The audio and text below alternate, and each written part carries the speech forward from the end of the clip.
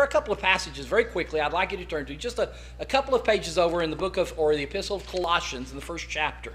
I want you to read a couple of passages here with me. Beginning in verse 19, for example, we are told, again by the pen of Paul, it pleased the Father that in Christ all fullness should dwell, and by him to reconcile all things to himself. By him, whether things on earth or things in heaven, having made peace through the blood of his cross. And you, again, a reference to the Gentiles, you who once were alienated and enemies in your mind by wicked works, he has reconciled in the body of his flesh through death to present you holy, blameless, irreproachable in his light, if indeed you continue grounded and steadfast in the faith and are not moved away from the hope of the gospel which you have heard, which was preached to every creature under heaven, and of which I, Paul, became a minister. You notice in verse 23 that statement, if indeed you continue grounded and steadfast in the faith. You notice the conditional nature of that promise,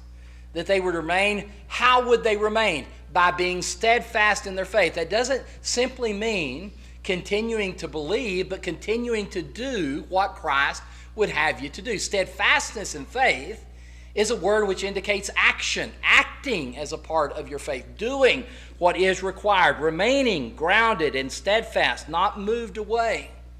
These things are indicative, again, of the necessity of obedience, but they in no way say that we earn our salvation. There is nothing about that there. The reconciliation